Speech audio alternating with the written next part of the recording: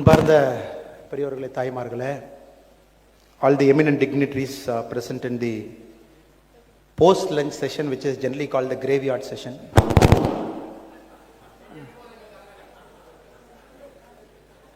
Or the death by PowerPoint session, whichever name we can give it to it.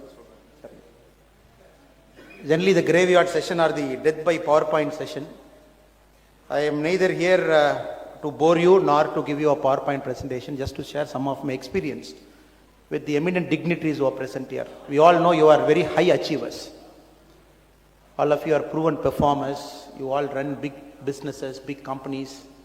I give employment to many of you, are thousands of people. Many of you run a MSME to a handful of people.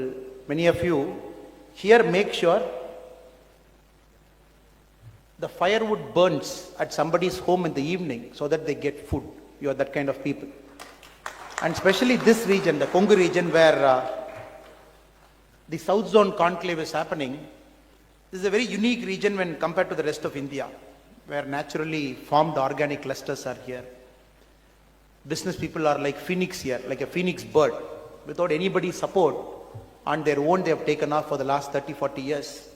Tirupur, Coimbatore, Mettupalayam, Erode, and all these places are like that. So you all represent that. Many of you are first generation entrepreneurs. And some of you are still making that shift between farming and businesses. இங்கே நிறைய பேர் இங்கே வந்து விவசாயிகளாகவும் business பீப்புளாகவும் இருக்கிறீங்க. காலையில் விவசாயம், மத்தியான தொழில், திரும்ப சாயந்தரம் ஆட்டுக்குட்டி, அந்த மாதிரி பார்க்குறவங்களா இருக்கீங்க. It's very unique natural cluster. வேறு எங்கேயுமே இந்தியாவில் இந்த மாதிரி இருப்பதற்கான வாய்ப்புகள் இல்லை. Which is very unique. So before I get into the topic that they have given to me, I would like to pay my respects to the National President of Laghu Udyog Bharati, Baldev Bhai Prajapati sir, who is here, and to all the senior leaders who have come from different parts of India. They make sure that Laghu Udyog Bharati is very active, very agile, and it represents the new India which our Honorable Prime Minister Narendra Modi ji is envisioning. And in the stage with me, we have the National Joint General Secretary and the South Zone Coordinator Mohan Sundaramanna, and the National Vice President Hariharan Ramamurthy Anna, and the Laghu Udyog Bharati State President Vijay Raghavan Anna. And just before my session, the Honorable Minister Arjun Ram Meghwal ji has finished his session. He has just left for us another official function. And all the eminent dignitaries here, press, ladies and gentlemen. The topic they have given to me is transform and grow. I am definitely not a business person. கண்டிப்பாக நான் உங்களை மாதிரி எந்த ஒரு business நடத்தலை, 4 பேர்த்துக்கு வேலை கொடுக்கல, சம்பளம் கொடுக்கலீங்க, மாத கடைசியில் எப்படி சம்பளம் போடணும்னு யோசிக்கலை, எப்படி அந்த பிரச்சனையை சரி பண்ணணும் அப்படிங்கிற மாதிரி பிரச்சனைகள் என்னுடைய டேபிளில் இல்லைங்க. பட் இருந்தாலும் the path in which I have traveled in the last few years, God was kind.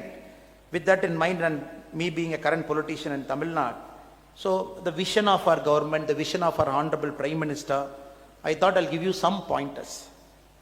So we all know our Honorable Prime Minister is very ambitious that India should hit the $5 trillion economy very soon. 2025, 2026 is the target.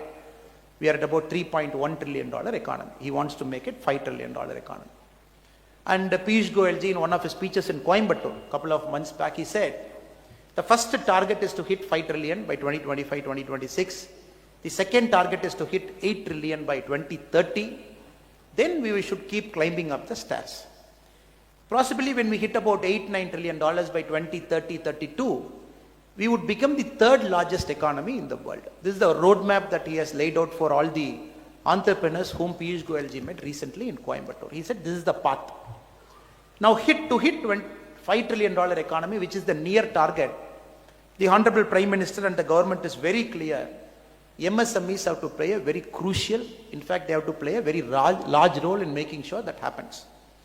When we look at the data of companies with a turnover of less than 5 crore, with an investment in asset of less than 1 crore, employment of less than 10 people in a single unit, India has got 6.31 crore MSME, which is 99% of the overall MSME. 5 crore less turnover, 1 crore investment in assets, less than 10 people employed in a particular organization, 6.31 crore, which is 99% of the overall MSME. If you look at the manufacturing output of MSME with respect to the overall manufacturing output, somewhere we are at 36%. The MSME export, with respect to the overall India's export, we are somewhere at about 43%. In the data which clearly shows that Indian economy is firing. Maybe we have finished the warm-up stage, and in the airplane, the engines have started, and we are in a big takeoff mode. 6.31 crore concern. Of this number, 36% of overall manufacturing output MSME is contributing. So $5 trillion economy where PM wants MSME to be a big player there. I think it's perfectly achievable without any doubt. But since the topic is transform and grow, many of the small businesses, we all know, they continue to remain as small businesses. Recently, when I had the opportunity to visit United States, I told one of my hosts there, I want to see one company in Seattle. I'm a big fan of that company. You should take me there. He asked me, where should I take you? I told him he should take me to a place called Pike Street in Seattle. And I want to go there and get into a coffee company called Starbucks there. And the host also took me in his car. We both went. After going there, he asked me, what is special about it? I told him, sir, the special about it is, this is the first Starbucks coffee outlet in the world. Started in 1971. And that building is intact, that company is still intact, the unit is still intact. Now Starbucks is present in 86 countries with an employee of 150,000 plus. We all know the turnover is in $1 billion. We all know what they do. It is always better to go to the place where it started. That gives us inspiration. This is where it all started, maybe 40, 50 years back. Howard Schultz came here. He purchased this company from some other guy. This is where his dream spread out. And in that Starbucks outlet also, there is a wall where Howard Schultz have signed. He said, this is where my dreams began. So likewise, we are sure a lot of people are sitting here, probably in your initial stages. You're looking at transformation, looking at growth, and probably 30, 40 years from now, it will be a big success story, $1 billion enterprise. Probably you'll be employing lakhs of people. Big success story people are sitting here. And MSME per se, my vision as a citizen of the state, as a citizen of this country, not only you should be a partner of this $5 trillion economy, but more importantly, you should transform and grow into something else. Even now, when we talk about the best MSME kind of scenario in the world, people give a lot of respect to the German MSMEs. They call that as Mittelstand. And I tried Googling what is Mittelstand. In India, MSME we can classify. Below 5 crore, below 10 crore, below 15 crore. This is the number. You are micro, you are small, you are medium. MSME we can classify. But there is no classification for a Mittelstand. The German concept of MSME, there is no classification in terms of number. Colloquially, they say a Mittelstand has got the following quality. It is a first generation business, a family oriented entrepreneurial business, and more important quality for a Mittelstand is the employer has got a mutual understanding to kickstart this business to a different growth orbit. Fourth, fiercely independent. Fifth, fiercely nationalistic. These are the qualities that makes up Mittelstand.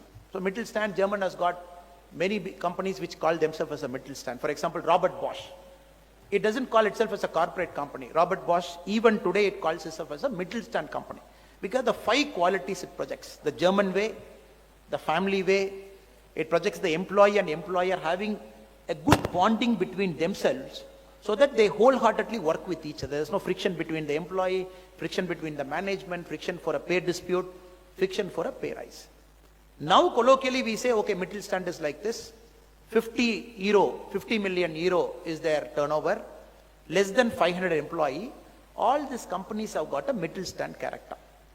Somehow I believe in the next 5-10 years down the line, the MSME's word would give a way to some other brand name. I'm very sure about it.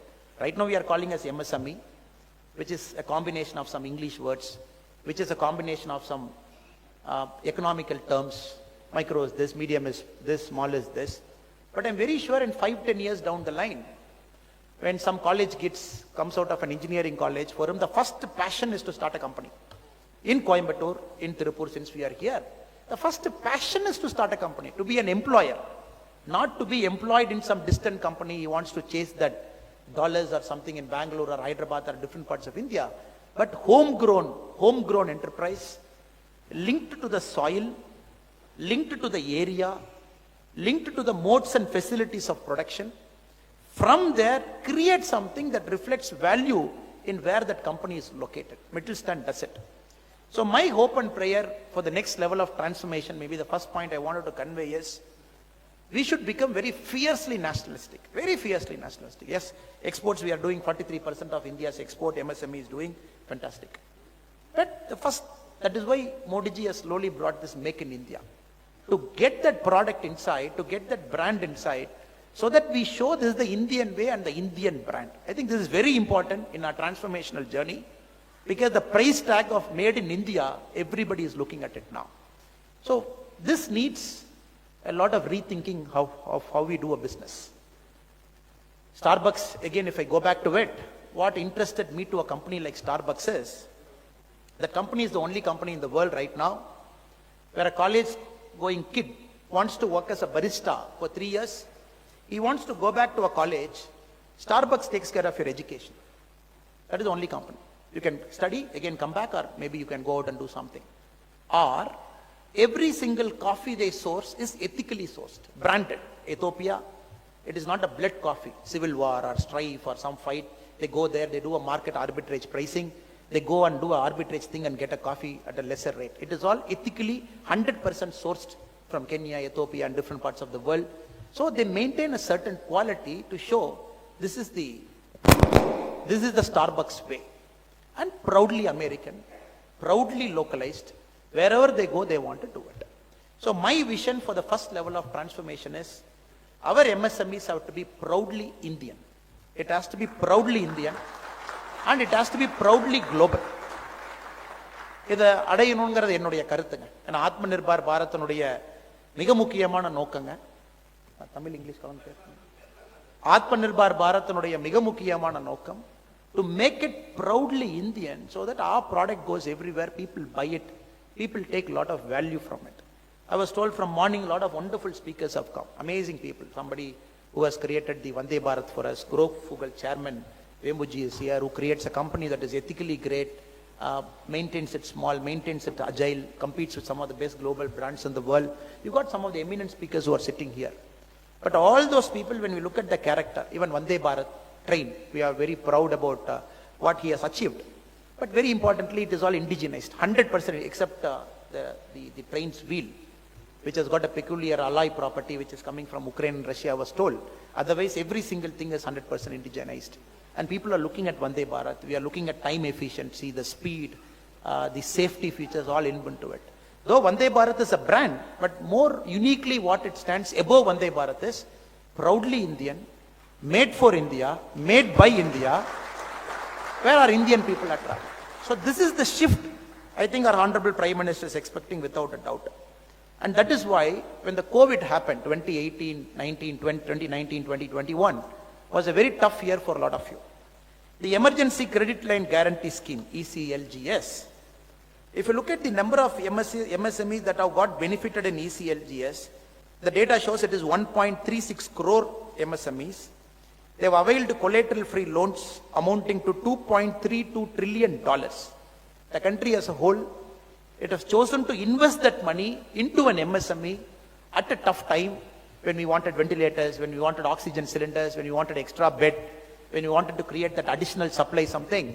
But still the country, we as a nation, is decided to put that 2.32 trillion rupee into an MSME so that when this company is struggling and you handle them next 5-10 years down the line, they all grow into big business. It's a country's choice. It is not that country should have given, not necessarily because somebody is dying. Somebody is dying in COVID. Somebody is dying without a hospital bed. Somebody is dying without an oxygen. Somebody wants this, somebody wants that. The government has chosen, the money will go there for saving. At the same time, the money will get into the business community because you also need, that point of time, this much money without collateral so that you bounce back from the COVID effect. That we have to really appreciate what our Honorable Prime Minister has done. More interestingly, if you look at the overall NPA of our country, it stands at 5.9%. If you take a big banking company, the loans they have given outstanding, the NPA pending is 5.9. But the beauty of it is, The Mudra loans, which our Honorable Prime Minister has been emphasizing again and again, and Tamil Nadu stands as number one in terms of availing the Mudra loan. The NPA of a Mudra loan is 3.17%. Just look at the difference in it. The big corporate companies, the NPA is at 5.9, Mudras are at 3.17, which clearly shows small companies more bonded, more like a family culture. There is no great difference between the owner and the laborer and the employee who is there. They treat everybody as a family. They are together so that everybody work for a common cause. There is a clearly 2.7 percentage point difference, which is lesser than the total NPA of the country, which is an amazing statistic. Maybe the second vision I would have for transformation and growth is, can we build a company which is ethically ramrod correct? We all know in India it's very tough to do a business, sir. That as a politician, we keep seeing what is happening. The cost of doing business in a state like Tamil Nadu is very high. There is no single window clearance. And you go and meet somebody, they'll say, square feet yellow kudupa. Then they'll go and say, you go meet this guy, you go that guy, you meet somebody in secretariat. By the time you turn around, you run around and come. 50% of your energy goes into controlling some bureaucrat, controlling some politician, controlling some politician's PA to get that license. We all understand. It is not, Tamil Nadu is no more a state that is very progressive for industrialists. It's a matter of fact, open truth. Because if you look at the numbers per se, the number of startups that got registered in India 2021-2022, Uttar Pradesh has overtaken Tamil Nadu. Uttar Pradesh is a number 2 position, where the number of startups that is registered is more than Tamil Nadu. Tamil Nadu is at number 3. In the last 3 years, Tamil Nadu has shifted 1 position down. The number of direct tax contribution per capita, again if you look at it, Gujarat, Uttar Pradesh, Karnataka are doing much better than Tamil Nadu. There is this famous Tamil Nadu story, the 1980 story, 1990 story. That was a very famous Tamil Nadu story where business people were thriving, the economy was firing, it was growing at 10-11% time. It is no more the case. The state is struggling to attract big investments. Investments are going to Telangana, Gujarat, Bangalore and different places. The state is struggling to attract big investments. The only reason is, if I can be very blunt standing in the stage, it's a concept of corruption. Where without doing this much money in paper, in kind, cut money is at 20, cut money is at 25%, sometimes the cut money is at 30%. It is killing new companies which want to start. The new companies get skilled. When you put 30% of your capital into sorting out licenses, sorting out bureaucrats, sorting out ministers, it is gone. Maybe the second challenge for you is, in this environment, how are you going to be ethically correct? How are you not going to take that shortcut so that you can grow the company, maybe you can manage the political and the business environment, maybe you can still run that company. So it is a big challenge for you because the youngsters are coming. I met many people during the lunch time. I said, "Enapa padikren, anna PhD la padikren, CIT la padikren, GCT la padikren, appa business pandranga. I'm already attached to him. I'm doing an intern. I'm seeing and everything." Now the challenge for those boys is no more moral science lessons in our schools. Alla mudichu pochunga. Enga appa kaalathiliye they have done and dusted with the moral science classes. Maybe my time we had that class 6, class 7, one session we had. These kids don't have moral science lessons also. These kids, the only moral science lesson they have is seeing their father and mother, society, to see how they are performing and learning from them. Now the challenge for these kids and many of you is, in an environment like Tamil Nadu, when you know fully well the market potential is so great, but there is some kind of a political problem, political pressure. Without cut money, nothing happens. How do you still maintain that integrity, still maintain that ramrod honesty? Because I believe great companies cannot take shortcut. Great companies, if they are supposed to be great, shortcuts can take us from 50 crore to 100 crore. Shortcuts can never take us from 100 crore to 500 crore. Like Satyam, one fine day all of us will collapse. It's like one fine day. I still remember Ramalinga Rajuji, in his letter he wrote, the public letter, he said, being the CEO of Satyam is like riding on a tiger. Neither could I slow down the tiger, nor I could get down off the tiger. He said, I'm just riding the tiger and I have an option. I was just going with the flow, cooking the books of account and making sure the company was going. And that's $1 billion company when it collapsed at that point of time. So many of us might get into this problem at one stage or the other. You are ethically right because you are a small enterprise. The moment you become a medium enterprise or a large enterprise, maybe 5 years down the line, if you don't have a set of integral values within the company, the transformation and the growth, I particularly feel, is impossible. Sometimes it is better always to take the less walked path. Even the path is full of thorns, full of stones, full of nails, but at least it's a very honest path. It's a matter of time before the environment gets cleansed up. So now I don't want the youngsters who are here or maybe seeing their father to see how much struggle their fathers go through just because they have to pay some money somewhere to make it happen. The third challenge I believe the MSMEs have, if you look at the Flipkart data, it's a challenge and an opportunity. In 2018-19, the number of small medium enterprise onboarded in Flipkart was 30 lakh, 3 million. 2018-19. 1 year later, 2019-20, it jumped to 73 lakh, which is an increase of 125%. 1 year later, 2020-2021, it jumped to 1 crore.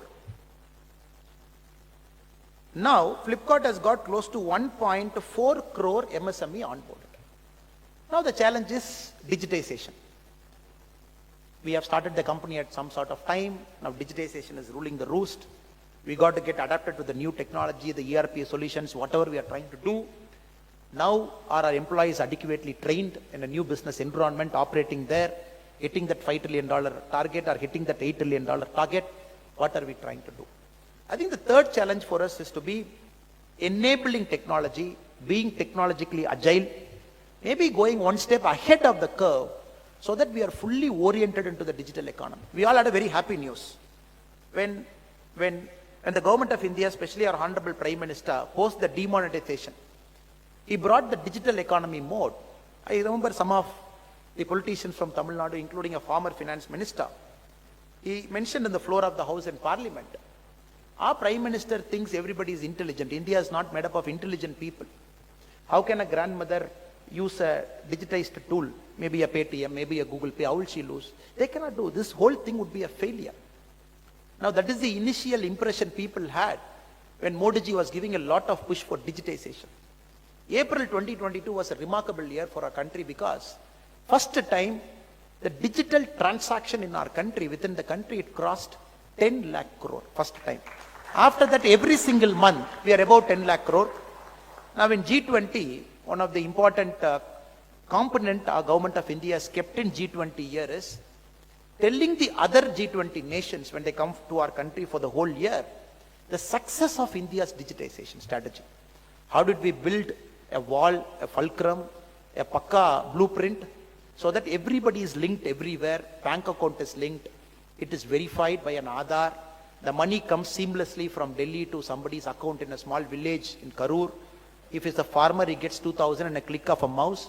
These are things we all know. When we go to US, we see it doesn't have our kind of banking facility. We struggle. The checks don't pass overnight. You got to wait for 24 hours. The core banking solution is still not enabled in America. Now the whole world is looking at India. We are one step ahead of everything. So maybe Prime Minister believes this is a strategic competitive advantage for us. Digitization, online transaction, getting companies that is fully within the digitized mode, Prime Minister believes is a strategic competitive advantage. Other nations don't have the kind of strategy we have. So maybe the third challenge, opportunity I would see for transformation and growth is digitization. How do we adapt it fully? Because the government is fast adapting, at least in the gem marketplace, digitization has taken a big hold. That I think would be a challenge. The fourth one I would say, before me I think many speakers would have spoken, the subject experts, is the indigenization we are talking of, indigenization. India, generally, our exports were always less than imports. As a nation, we import more, we export less. We are trying to break it. This year, our exports have touched $676 billion, 2021-2022, where goods and services were at $417 billion. Service and merchandise, total combined is 676. Merchandise was at 417. Goods, services were at 250. Software exports and other things. First time we have crossed the $400 billion exports in merchandise. Overall, $617 billion. Now, rapidly the Prime Minister believes we got to do a lot of import substitution. Import this product, you substitute. At last count, Defense Ministry alone has given go ahead for 1,276 product import substitution. 1,276 product in Defense Ministry are classified as classic case for import substitution. All those product, next 5 years they have given a plan. They have created a website for that. We can see how much the government intends to purchase. They are giving us a long rope so that we produce internally within our country. Initially it was called as negative import list. Now we call that as a positive indigenization list. That is a big challenge because it's a big opportunity for you also. Rapidly we got to start producing products in our country which were never produced till today. So who takes that risk? Who is going to build that cat? Who is going to fearlessly put that investment? Who is going to put that capital expenditure into it without even thinking twice? Because somehow you believe in India's growth story. India's growth story is believable because we got a stable politics now.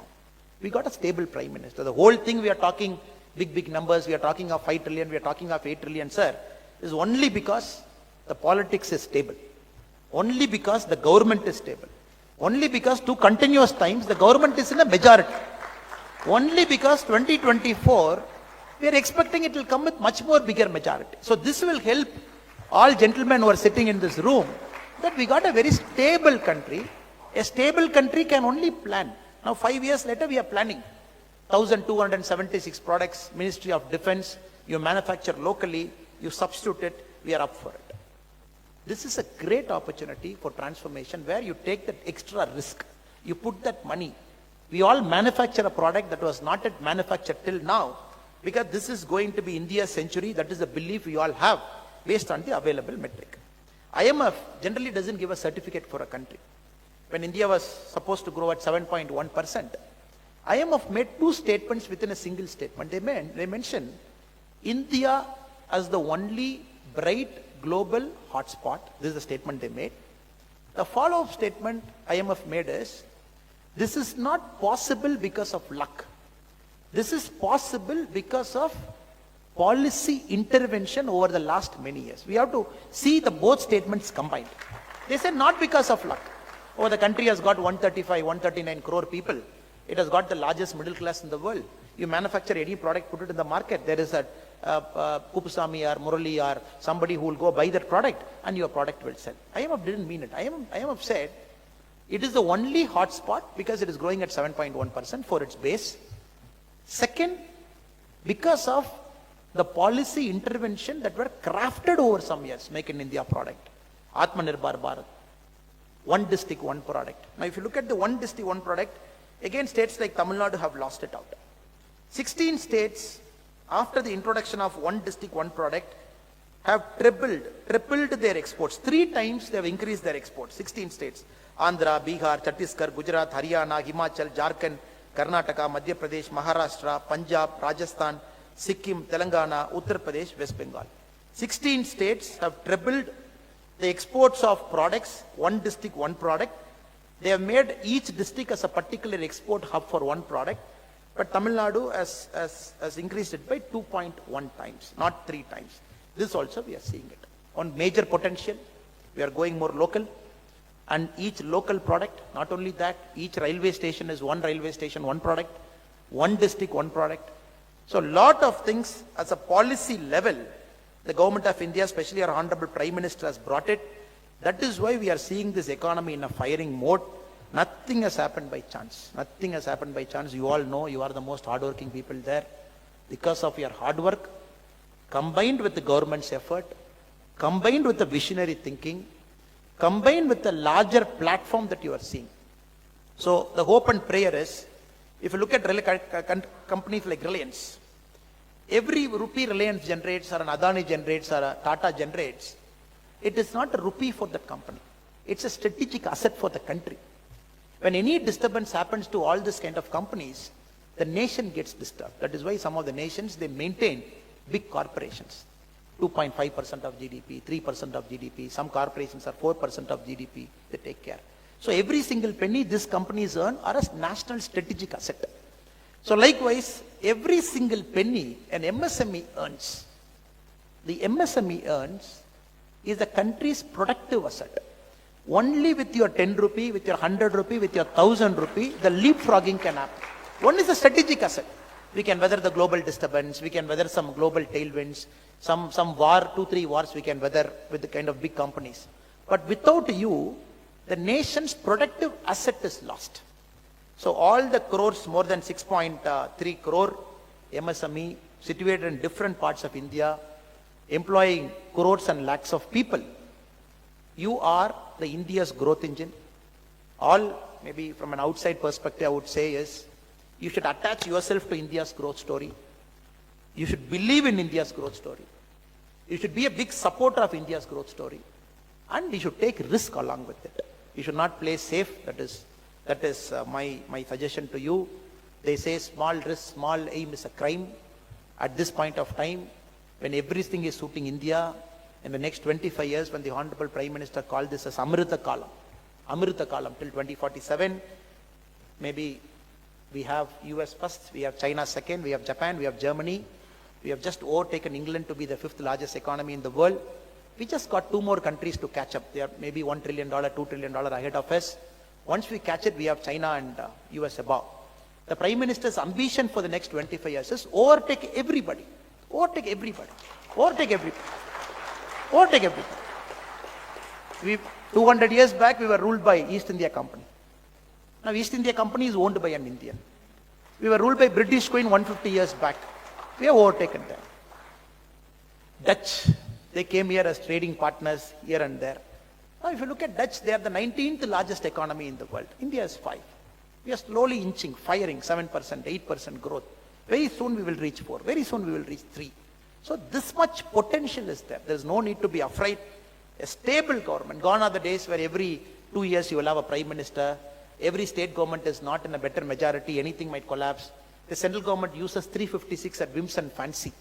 Every year you will see 2-3 governments collapsing, horse trading happening, some new government coming. Many people say, oh, Modi ji should use 356, Modi ji should use that, Modi ji should use that in Bengal. A lot of people keep commenting, this is happening, that is happening. Modi ji is very silent. Modi ji is very silent because as a common man we all can feel, he is looking at India's growth story as a whole. He wants to do a different kind of politics that is very stable. That is very stable. Not doing politics at a petty level, dismissing governments, pulling government, horse trading government, so that only in a stable environment, people like you will have the risk appetite to take that extra risk. Else you will not take that risk. You will wait for another 2 years, keep your money safe in the bank, make the money to earn that 5% interest or 6% interest, keep quiet. Now these are some of the 2-3 points I thought I should share with you. I'm sure you all know this, you are more intelligent than me, you are on the ground, you run companies, you face risk. You are the person every month at the last few days, you crunch your head to make sure how you get that money to pay a salary, and we are not into that problem. So you make sure it happens. So you have weathered COVID, you are part of India's growth story, and the only hope and prayer is with you in the next 20 years, India will surely achieve the global status which is called Vishwaguru. I would like to end with this. Vishwaguru doesn't mean we are the world's largest power. No. If you look at the America yesterday, for electing a House Speaker, in US, yesterday night, if you have followed the American politics, the voting round went 16 times. 16 times they voted to find who is the Speaker of the American Senate, represented House of Congress. 16 times they voted. After 1923, this is the first time the Speaker election has gone this many rounds. Late midnight, some Republicans were horse traded, and today New York Times, if you are catching up on the internet, you will see how much drama happened. We all see all the major countries are going through that mode. They are no more stable. The Standard & Poor can give a rating of A,